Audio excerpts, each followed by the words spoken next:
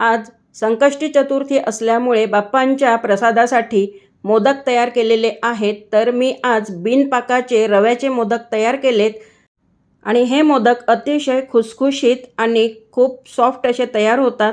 कसे तयार करायचे हे आता आपण बघूयात. त्यासाठी इथे मी नॉनस्टिकच्या पॅनमध्ये 2 टेबलस्पून तूप घातलं. तूप गरम झाल्यानंतर त्यात 1 कप अगदी बारीक रवा घातला. रवा लालसर रंगावर येईपर्यंत परतून घ्यायचा. अगदी मंद आचेवर हा रवा मी 7 ते 8 मिनिटं छान असा परतून घेतला, म्हणजेच भाजून घेतला आहे. आता मी गॅस बंद केलेला आहे. ह्यामध्ये आता मी अर्धी वाटी पिठी साखर घालून घेत आहे. विलायची पावडर घातली आणि अर्धा तास हे मिश्रण झाकून ठेवलेलं आहे, म्हणजे ह्यामध्ये पिठी साखर जी घातली होती ती छान अशी मुरल्या जाईल. मिश्रण थोडे कोमट असतानाच एका मिक्सरच्या जारमध्ये मी हे मिश्रण घातलेलं आहे. त्यामध्ये 2 टेबलस्पून तूप घातलं आणि मिक्सरला फिरवून घ्यायचं.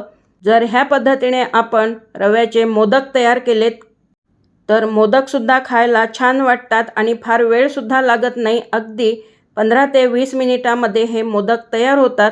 थोडेसे मी ह्यामध्ये ड्रायफ्रूट्स घातले आहेत आणि मिश्रण गरम असतानाच मोदक करून घ्यायचे आहेत. ह्याच मिश्रणाचे तुम्ही लाडूसुद्धा तयार करू शकता, म्हणजे बिनपाकाचे आणि चविष्ट असे हे मोदक किंवा लाडू तयार होतात. माझ्याकडे असा हा मोदकचा साचा आहे, तर त्यामध्ये मिश्रण भरून मग मोदक मी तयार करून घेत आहे. मोदक करण्यासाठी जर तुमच्याकडे फारसा वेळ नसेल तर झटपट हे असे मोदक तयार करता येऊ शकतात. बघू शकता मस्त असा हा मोदक तयार झालेला आहे. आवडले असतील तर लाईक, शेअर, सबस्क्राईब करायला विसरू नका. धन्यवाद.